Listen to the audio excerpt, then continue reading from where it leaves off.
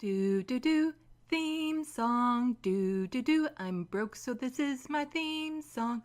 Do do do, just imagine this is an awesome theme song. Do do, theme song. Left of the box.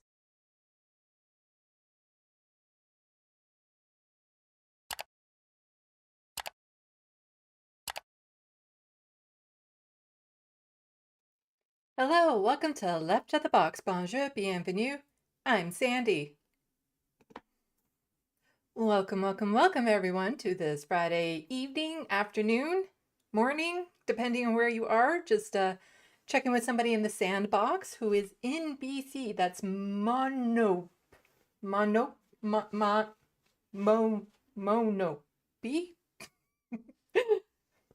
is in BC right now. And just to answer a question that you had there, unfortunately, I do not know any easy ways to immigrate to Canada. Reality is, if I wasn't born here and a citizen, I'd probably never be able to get citizenship. It's just one of those things in life. I'm very grateful for where I was born, despite all of Canada's horrors and what they do and the bad treatment and how it's falling apart.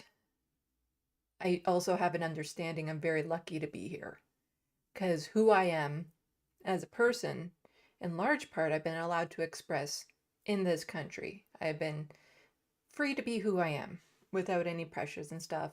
There is some assistance from the government. You know, the healthcare has kept me alive. And so I know if I was in most other countries, I probably wouldn't have made it this long. And I'm including the United States with that because your healthcare system down there, yeah. So, let's check the sandbox and see who else is in there playing. We have the first in the box was Morbius Dragon, Looney Tunes 9000. Hello, hello. I believe my dogs were goth popped into. Yep, there you are. And coffee is necessary now. Also in the sandbox. And BK Cat. Also. BCat K. BCat K, not BK Cat. Dyslexia. Yay! So how are you guys liking my live stream so far? I think I'm doing okay. You know, still getting my sea legs, so to say, but I think here's the thing. I think I'm enjoying it. And there's actually a huge clue as to why I know, or at least I believe I'm enjoying it. If I go over, let's see. I go here, then I go here, and I go there, and I go there. Okay, we will see if I'm liking this.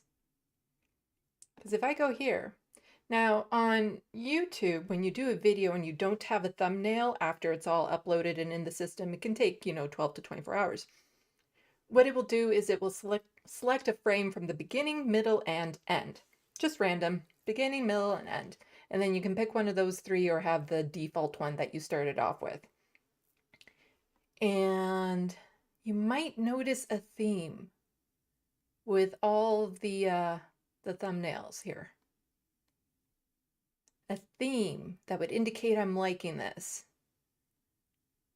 That, again, just randomly 1, 2, 3 options. So out of 3 options, every time I've been able to find at least one like this. Does anyone know what the similarity is? Can anyone see the similarity? Other than where it's shot, of course. Anyone?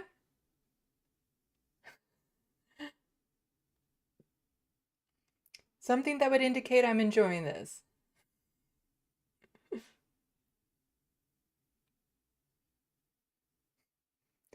Basically, out of the 3 random shots for all of my live streams so far, I've been able to find one where I'm smiling. Which I think is a pretty good indication I'm liking this, even though I'm delivering like horrible, horrible news every time. Like just the worst news sometimes. But yeah, in all of them so far, I have been able to find one of the 3 in which I'm smiling. Considering that sometimes there's only 2 of the 3 available because it will, sometimes one of the options will be one of my screens like, you know, this screen. So I think I'm doing pretty good then. Yeah. So, got news today. Of course, going to be covering some stuff about Gaza. Then a lot of Canadian news. And I'm going to try to do like a rapid fire because there's a lot of stories that I kind of want to touch on, but I don't necessarily want to do a whole segment on, but I feel like they're important. So I'm just going to see if I can like rapid fire them out. So that I could at least clear them off my docket as opposed to keeping them for like a month on my internet tabs, thinking I'll get to it eventually and then finally just give up. And yeah, got my refreshments. Majority report coffee travel mug. Yeah, coffee is necessary now. Coffee is necessary all the time. I drink a lot of caffeine. ADHD, it doesn't keep me awake. It helps me to relax. And it helps me stay awake at the same. It's weird. I do it to relax to gain energy. But I don't do it to artificially give me energy, if that makes any sense. Okay. Watching the majority report today too, and I was just thinking to myself, you know, they were saying something that they need to increase their subscribers. And I'm like, you know, I know of a way that they might be able to increase their base, you know, maybe bring on some new blood every now and then, like an occasional regular guest co-host, you know, maybe they could do that. Somebody that represents something other than, you know, heterosexual cisgendered people, maybe. Somebody outside of the American bubble that can bring in a fresh perspective, maybe. I have no idea. It's not like there's a job ad for it, and I don't think they're hiring. Not that I would really need any money from them because I would just be happy to be there. But it's like, yeah, so how would I do that?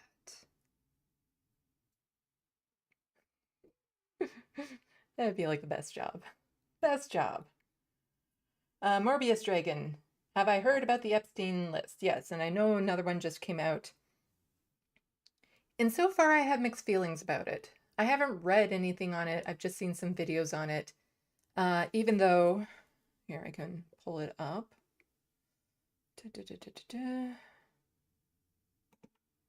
There we go. Erin, like from Erin in the Morning, she does that podcast and stuff, and I'm actually probably going to be sharing some of her tweets here again. Put it in a Google Doc for everyone to be able to scan through and see. The problem is you can't see it on the screen right here. It's down here. the number down like right here that you can't quite see on screen, it's almost 900 pages long. So it's really, really long. Um, but if people are interested in the link, I can maybe try to remember to put it in the description box so people can see it for themselves. She did that when everyone was first going to the website and it was crashing so that people could get access to it. Well, let's go back to the main shot, not going to that news yet. And I was thinking, there's been names thrown around, and I know people have probably just did like the Control F and looked for different names and scanned through the document and stuff. But right now, if your name shows up in there, you're automatically accused of being a horrible person, you know, that you were buddies with Epstein, as opposed to somebody being mentioned in passing or somebody being mentioned at the same other event or something. Like, I'm worried that there are people on names coming out of there that's going to tarnish people that had nothing to do with it just because their name was in the document. Because people seem to be just jumping to conclusions, and I'd rather see like what is the context and things of that sort. And from what I've heard, it's not like it was flight logs or anything that's been released yet. It's not like the details that have been released are like the ones that will lead to hopeful charges. Like, that's what I'm interested in. The documents that would hopefully lead to other people being persecuted for doing horrible things. That is what I'm looking, I wouldn't say looking forward to, but hoping for, is that from these releases, we actually get some accountability, some justice, some peace for the victims, that sort of thing. So yeah, let's see. Uh, uh,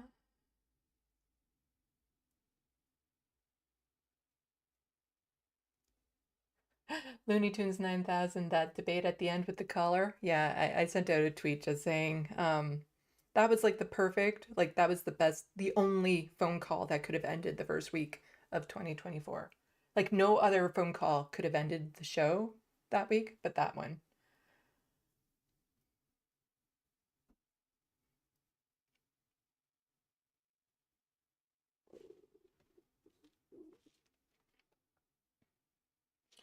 Okay.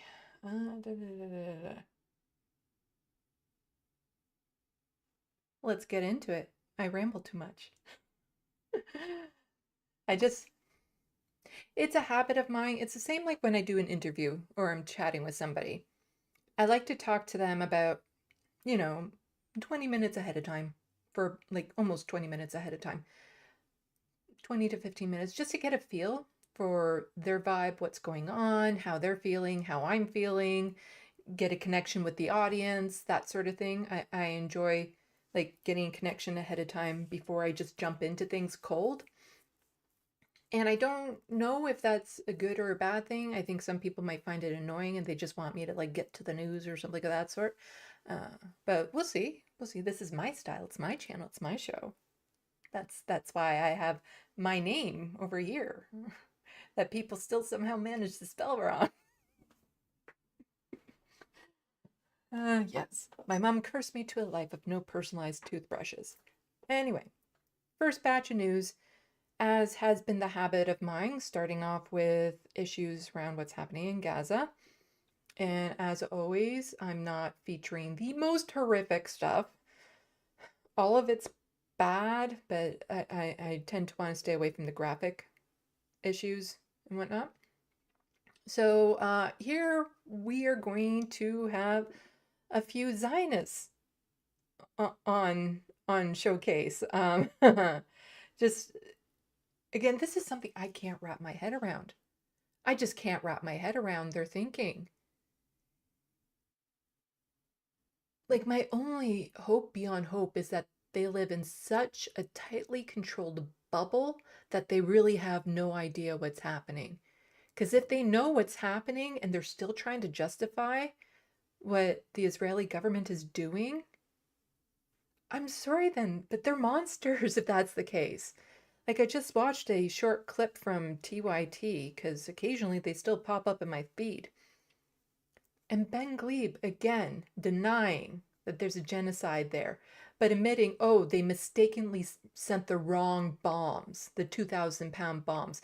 That was a mistake. They didn't mean to send those ones. And, like, what can you do when they're so packed together? You have to get rid of Hamas, but there's going to be civilian casualties. Not much you can do. So for him, because he seems to be a little concerned, I guess, that people who know him, who know his heart, would still think of him poorly because of his stances on Israel, what Israel is doing. And I'm just like, are you kidding me? Like, I don't know. Do people actually, why don't I actually just show that clip so people know what I'm talking about? I'll just have to find it. I didn't have it in my docket, but it's only a couple minutes long so that people can actually know what I'm talking about.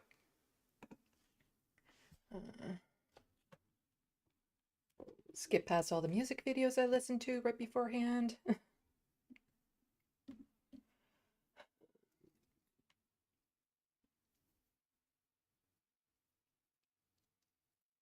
Sorry, I got my headphones all tangled up. There we go. All right. And again, let me know how the volume is. And I'll actually try to remember to check chat to make sure that the volume isn't too loud in proportion to my voice or too quiet that you can't even hear a goddamn thing that they're saying. So yeah, this clip is only a few minutes long. But, you know, the idea that Ben is upset that people seem to not understand his heart and how pure it is when he is still trying to dismiss and justify what the Israeli government is doing, it is just, he's the worst person. Now, there's a critical comment. It is what it is. Deanne Loso says, I'm sorry I had to turn off the show because I can't stand to watch one of the hosts defend genocide. I understand that Ben has strong feelings on this issue, but saying it's the price of war is unjustifiable. Look, I understand what you're saying, Deanne. I think I've called it that. Having said that, we have to hear each other out. No, we don't. Okay? We don't. Genocide deniers do not need to be heard out. That is not a perspective on the left.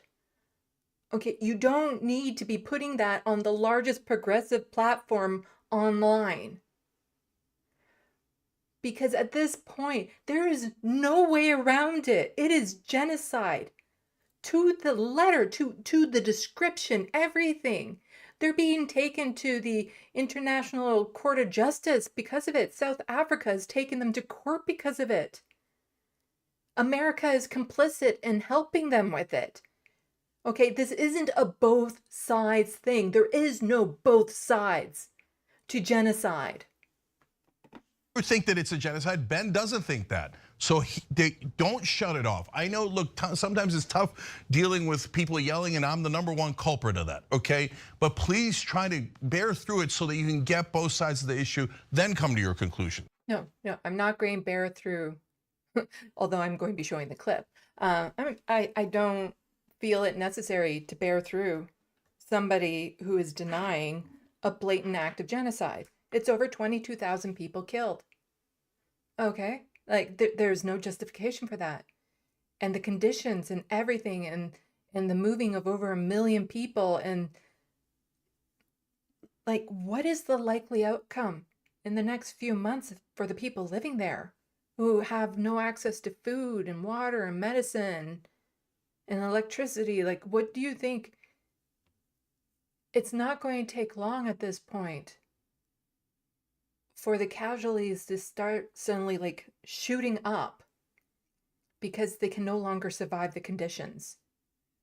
This is genocide. It's not a both sides thing. It's not like, well, maybe it's, it is. I too want to address one of the comments that was said during the break because it's very important. One viewer said that they had to turn off because they can't stand to see me endorsing a genocide. And then Cenk stood up for me and said, no, please, you have to listen to both sides. And while Cenk has used that word, Ben does not feel it's a genocide, which I don't. But further, I want to make sure it's clear. I pitched the last story about the accidental using of the wrong bombs that killed a lot of people that led to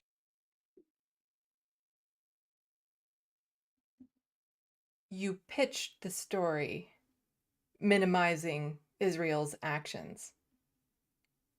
Can't say I'm shocked. to a very bad painting of the IDF. I wanted that story on the air because it's crucial to me to have both sides of this covered. And I just want to make it clear to all people that have been watching me on TYT for years now, you know my heart. And the most heartbreaking thing for me personally in this whole war has been seeing people who know my heart instantly shut off. If people that are both progressive and see things normally similarly block each other and refuse to have a conversation, how do we expect warring factions on opposite sides of the Middle East to ever? So that's what's breaking your heart? The fact that people who know you and know your heart aren't willing to listen to you? That's what that hurts your heart, does it? That's the worst thing for you out of all of this. You know, to me, one of the worst things, not the worst things, but if I'm just looking at a personal bubble, is just coming to terms with how genocides actually roll out. What happens to the government officials around you, the people around you, that somehow seem to dismiss it and make it okay and justify it. And this feeling of helplessness, that there's nothing I can do personally to stop what is happening, that I just want to scream. Like, I just want to scream in Justin Trudeau's face and tell him that he needs to do something to stop this. This is what's breaking my heart about it, is that I can't do anything to make this better. I don't care what people think is in my heart when it comes to this. All I care about are the people who are suffering and dying over there because Israel is choosing to bomb them, to attack them, to go through a genocide. They're making the choice to do that. Do so. And so maybe it's more likely that my heart is the same and I just see this very complex issue differently. But if you don't know it, let me assure you, I follow tons of social media accounts on both sides. I make sure that if I'm defending some, not all, of Israel's actions, that I'm able to handle the psychic toll of every day watching dead Palestinian babies and children with guts spilling out of their bodies. It's the most horrific, sickening to my stomach thing I've ever seen in my life. Yeah, it's good to, take care of yourself, take care of your mental health when you're defending some, but not all, of what the IDF is doing. Yeah, it's good to, check in with yourself, make sure you're doing okay. Having to justify all that horror that they're doing, it's important to do that because, you want to make sure that you're healthy enough to continue defending the IDF and what they're doing. Want it to end as soon as possible. We just disagree on how to do it. I want whatever solution can possibly bring. I'm sorry, comedian?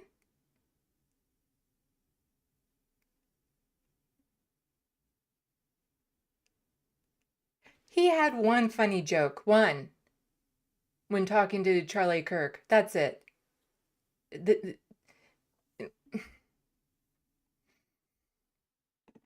The end of this, as we all acknowledge, terrorist organizations' control over both the Palestinian people and the Israeli people. And I hope that is done in the way that kills the least innocent people humanly possible. I pray that's a permanent ceasefire agreement. I pray that is a peace agreement that comes after that. But of course, when we all three of us on different sides of this issue agree that you can't make peace with monsters that are a terrorist group, that whose goal, as Mondale just eloquently said, was never to liberate the Palestinian people, but instead was to keep power for themselves and in a You see there, he's thinking Hamas, I'm thinking the IDF, because that statement is applicable to both. religious, radical, fundamentalist way, annihilate all Jews, that is not a group of people that you can ever deal with. And it is Also, Hamas isn't saying that once upon a time that was in their charter, that got removed, it was this and that and the other thing, but right now, that is not their goal. That is not on their agenda. And yet, they're so upset with the words that Hamas once said instead of the actions that Israel is taking. horrifically messed up that they are stuck in this civilian area that is densely populated, that will always, in any way that Israel does it, no matter how many measures they take to try to reduce civilian death, will still kill an unacceptable and unconscionable amount of innocent civilians.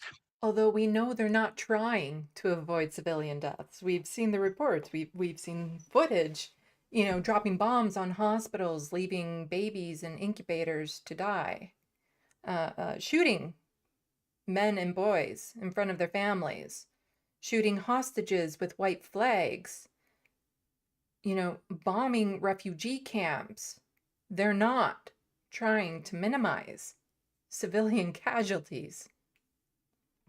It's horrible. None of us should be okay with it. And I pray that there is a deal that can be made that can make all of these conditions met and end this horrible war that's happening for the millionth time for good. Yeah, I wasn't planning on going over that video, but it pissed me off so much. And to think that, Ben is doing well enough to keep his job at TYT and to be a guest co-host, a regular co-host, with takes like that, because he also got supported and all that sort of stuff. It's not like, he had to build up his credibility on Rebel HQ before he could, earn the merit to be on the stage. They'll platform him, but the people that tend to be more left-leaning, more progressive, actually progressive, seem to have been disappearing from the network. But, I'm going to check the sandbox. I'm just going to reset myself, even though the next ones, they won't make me as mad, but they still make me pretty fucking mad. These Zionists, I don't understand their brains. How they can look at what's happening and still say, woe is Israel.